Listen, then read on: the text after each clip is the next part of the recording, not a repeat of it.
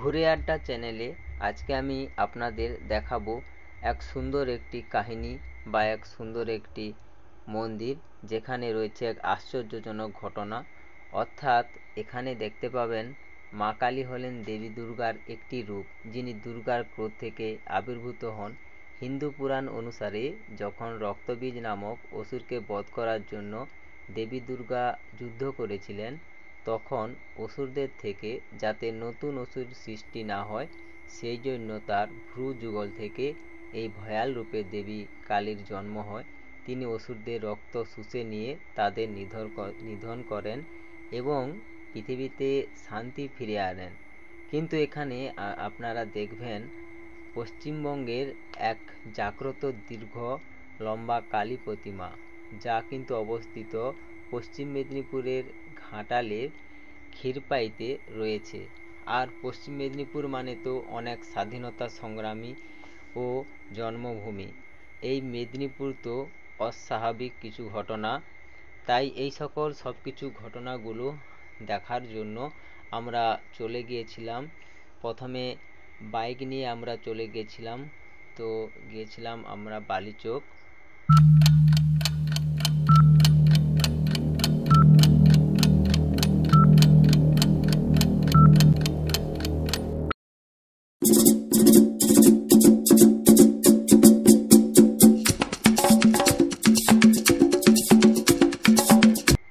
বালিচকের বাস স্ট্যান্ডে আমরা প্রথমেই পৌঁছে গেলাম। সেই বাস স্ট্যান্ড ধরে আমরা চলে যাবো এবার বাইক রাখতে। বাইকটা আমরা এখানে বাইক স্ট্যান্ডে চলে এসেছি। বাইকটাকে আমরা এবার সম্পূর্ণভাবে রেখে দিয়ে চলে এলাম এবার বালিচক। সেই বালিচক রেল স্টেশনে ঢুকে প্রথমে আমরা টিকিট কেটে নিলাম। সেই টিকিটটা আমাদের কেটে নিয়ে আবার আমরা ভিতরে প্রবেশ করলাম। ভিতরে প্রবেশ করে আমরা প্রথমে একটু বাইরের দিকে দেখে নিচ্ছি যে আমাদের ট্রেনটা কোথায় রয়েছে বা কোন সাইড থেকে আসবে।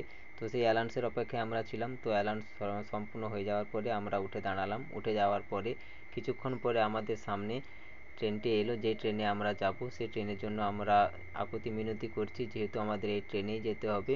তো সেই ট্রেনেই আমরা এখান থেকে কিন্তু যাব ঘাটাল পর্যন্ত যাব, কিন্তু ঘাটাল পর্যন্ত তো সরাসরি আমাদের ট্রেন যাবে না। তো তার জন্য কি করতে হবে, আমরা সরাসরি কি করলাম, বালিচক থেকে বালিচক থেকে আমরা গেলাম পাঁশকুড়া। সেই পাঁশকুড়া পর্যন্ত যাওয়ার পরে আমরা তারপরে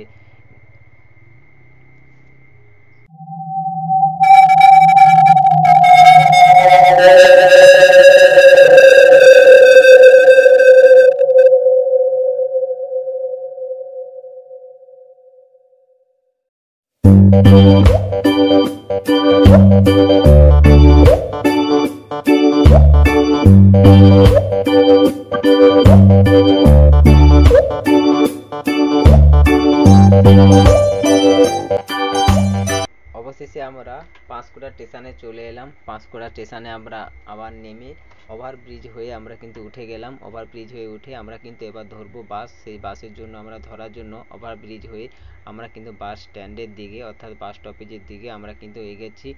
তারপরে বাস স্টপেজের কাছাকাছি যাওয়ার আগে আমরা দেখে নিচ্ছি যে আমাদের বাসটা কোন সাইড দিয়ে গেলে ভালো হয়, তাড়াতাড়ি পাবো। তো তার আগে আমরা দেখে নেওয়ার মাঝে আমরা মনে হলো কিছু খেতে হবে। তো তার জন্য আমরা ইডলি ধোসা যে যেমন পারলো সম্পূর্ণ নিরামিষ আহার এরা কিন্তু সেবন করে নিল।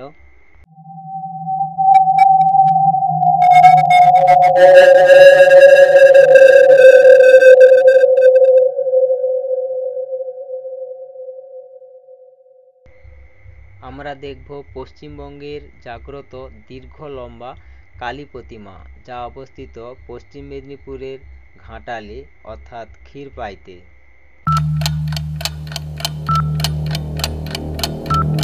আমাদের বাস কিন্তু চলে এলো ক্ষীরপাই অর্থাৎ ঘাটাল ক্ষীরপাই। ওখানে নেমে ডান দিকে বড়মা মন্দির যাওয়ার রাস্তা।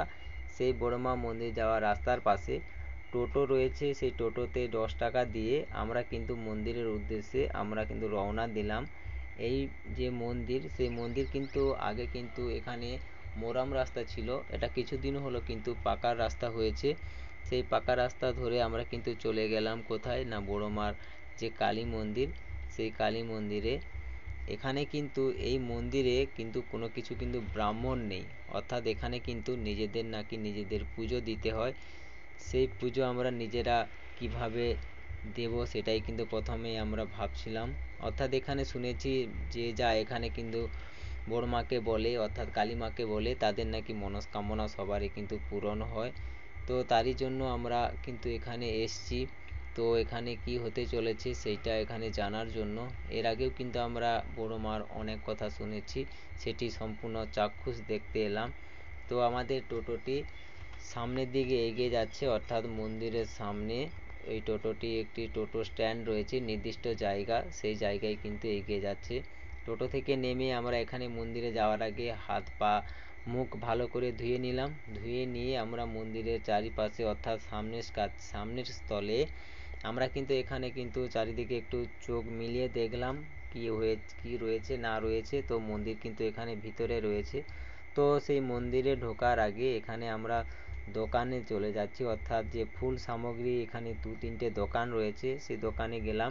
সেই দোকানে গিয়ে আমরা কিছুক্ষণ দোকানদারের সাথে কথাবার্তা বলে নিলাম যে এখানে পুজো দেওয়ার জন্য কি নিয়ম রয়েছে, কি রেগুলেশন রয়েছে, সেগুলো আমরা সম্পূর্ণটা জেনে নিলাম।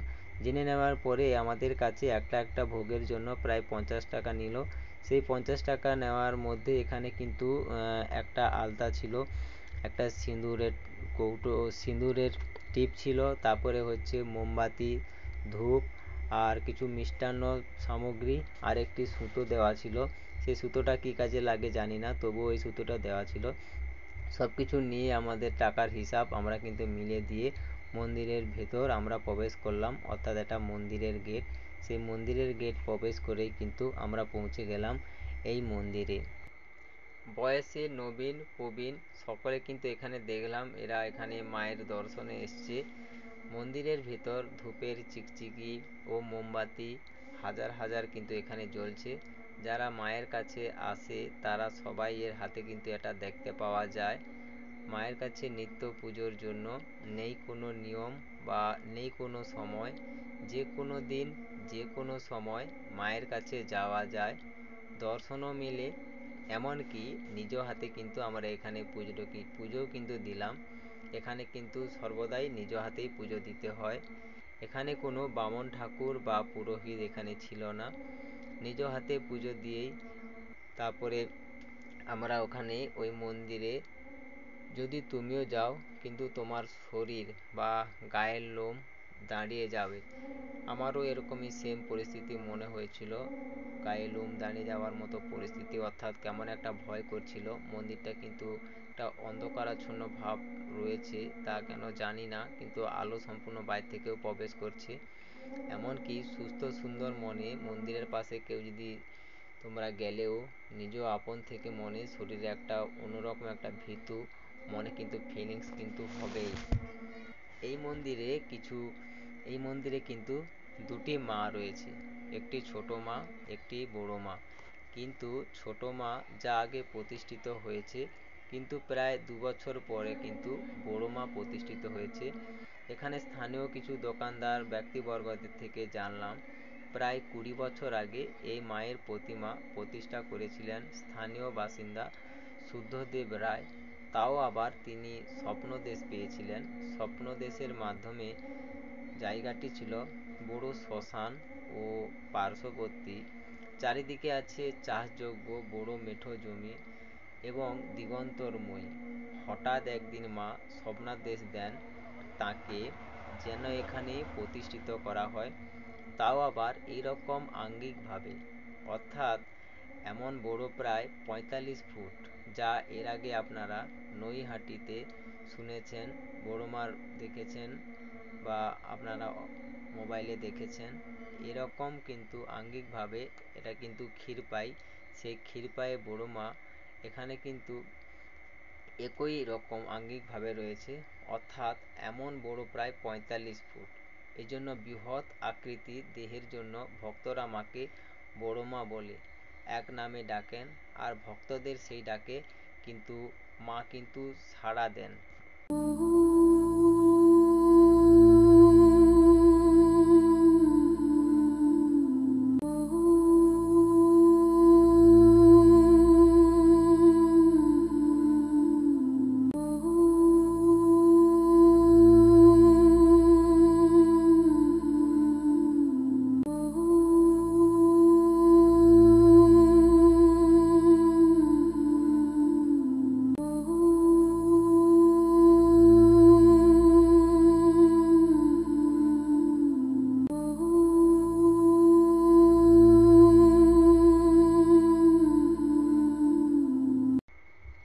তবে পার্শ্ববর্তী গ্রামের স্থানীয় ব্যক্তিদের কাছ থেকে আরও জানা যায়, প্রথমে যে প্রতিষ্ঠিত করা হয় ছোট্ট একটি টিনের ছাউনি দিয়ে, তো তারপরে বড় মাকে প্রতিষ্ঠিত করা হয়। ভক্তরা মানেন বা ভক্তদের মনে জেগে আছে বড় মায়ের সেই মনোমুগ্ধকর ভক্তি। বড় মা ভক্তদের মনে জায়গা করে নিয়েছে।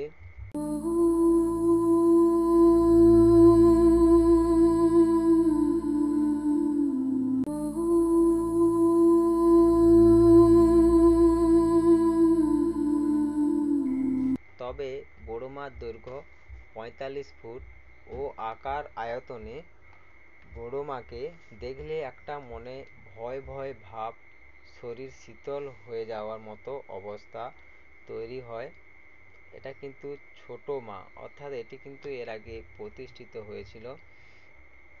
এই প্রতিমা তৈরি হয়েছে সিমেন্ট, রড ও কংক্রিটের সামগ্রী দিয়ে। অন্যান্য প্রতিমা থেকে যা সম্পূর্ণ আলাদা, চতুর্ভুজা এই বড় মার দ্বিতীয় হাতে রয়েছে সাদা পায়রা, অর্থাৎ শান্তির বার্তা দেন। জগৎ জননীর এই দুষ্ট এর দমন করেন। আর এই চতুর্ভুজার একটি হাতে রয়েছে ধরিত্রী বা পৃথিবী, অর্থাৎ বাকি দুটো হাতে রয়েছে খড়গ ও নরম মুণ্ড।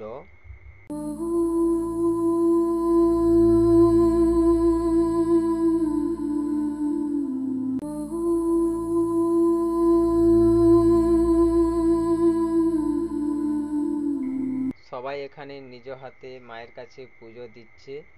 মায়ের পুজো নিত্য প্রতিদিন করা হয় নিজ হাতে।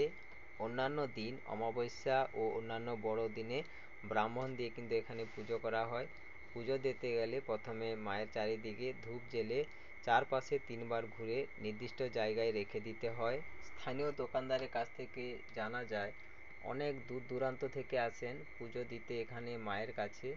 মায়ের বৃহৎ আকৃতির জন্য কলকারখানার মতো বড় টিনের ছাউনি দেওয়া রয়েছে। বাইরে থেকে দেখলে মনে হবে যেন বড় একটা কোনো কোম্পানি, তবে না, এটি হচ্ছে মায়ের মন্দির, অর্থাৎ এখানে বড় মা বিরাজ করছেন। তবে মায়ের যে স্বপ্নাদেশে বলে দেওয়া এখানে কোনো প্রণামী বাক্স নেই। আর মন্দির চত্বরে লেখাও রয়েছে যে এখানে কাউকে টাকা বা পয়সা দেবেন না, ভক্তরা নিজ সাধ্যমতো পুজো দিয়ে যান। এবং এখানে কথা বলে জানলাম কার্তিক মাসের দেওয়ালিতে, অর্থাৎ কার্তিক মাসে যে পুজো হয় সেই পুজোতে বড় সাড়ম্বরে কিন্তু পুজো করা হয়। ছোট মায়ের কাছে বলি দেওয়া হয় বলে শুনেছি। এবং বড় মায়ের কাছে এখানে কিন্তু শুধুমাত্র পুজো হয় এবং পুজোর যে প্রসাদ, ভোগ প্রসাদ, সেই ভোগ প্রসাদ পরের দিন সকালে ভক্তদের মধ্যে খিচুড়ি প্রসাদ এখানে বিলিয়ে দেওয়া হয়।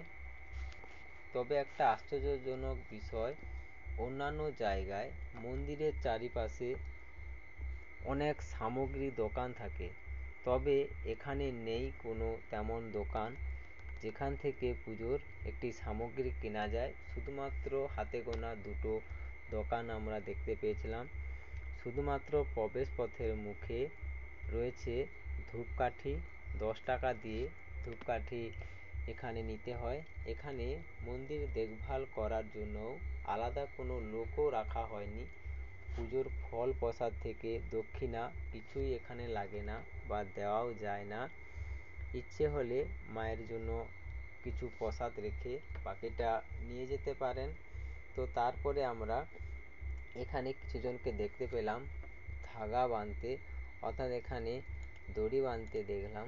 অর্থাৎ এখানে নাকি মানুষের মনে এখানে রয়েছে মা কালীর মন্দিরের পাশে গাছে দড়ি বাঁধার একটা বিশ্বাস রয়েছে ভক্তদের মধ্যে, যে এটি তাদের মনস্কামনা পূরণের জন্য তারা নাকি এটা বাঁধেন।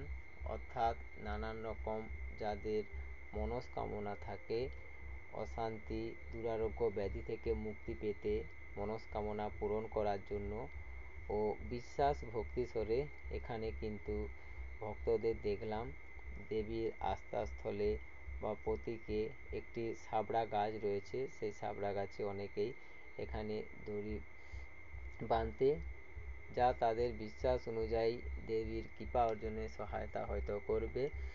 এবং আমি আমার মতো করে পুজো দিলাম, মোটামুটি যেমন পেরেছি তেমন মন্ত্র বলেছি। ওং জয়ন্তী মঙ্গলা কালী ভদ্রকালী কপালিনী দুর্গা শিবা ক্ষমা ধাত্রী সাহা সদা নমস্তুতে। ওং ক্রিং কালিকায়ে নমো নমো।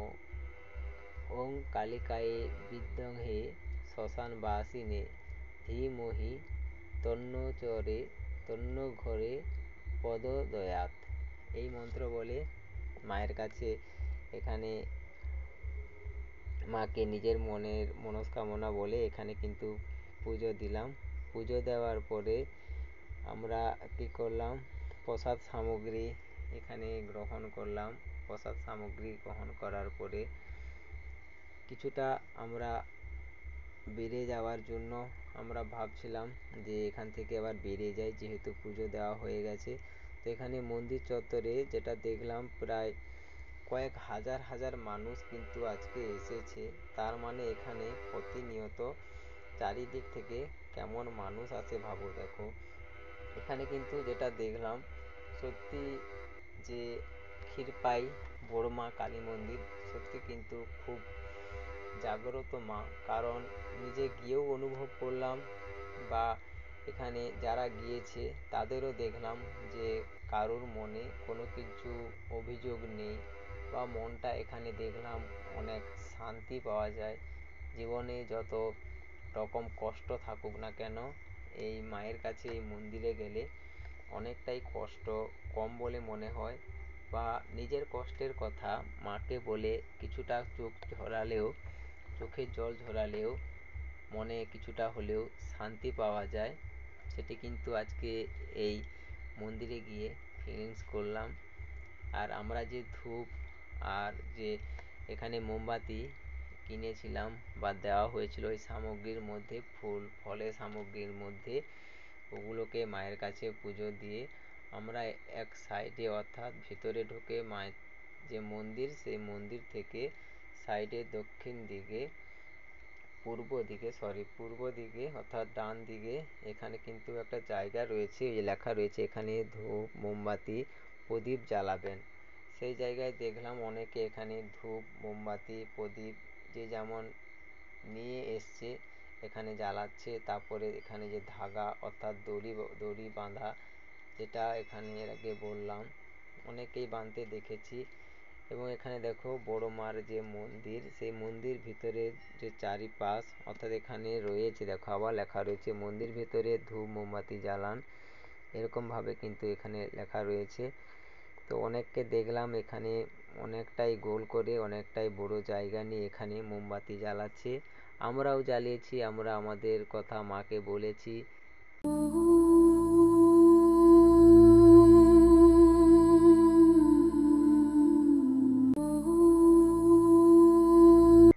যেমন পেরেছি পুজো দিয়ে মাকে প্রণাম করে বাইরে বেরোতেই দেখলাম একটা বড় বট গাছ রয়েছে।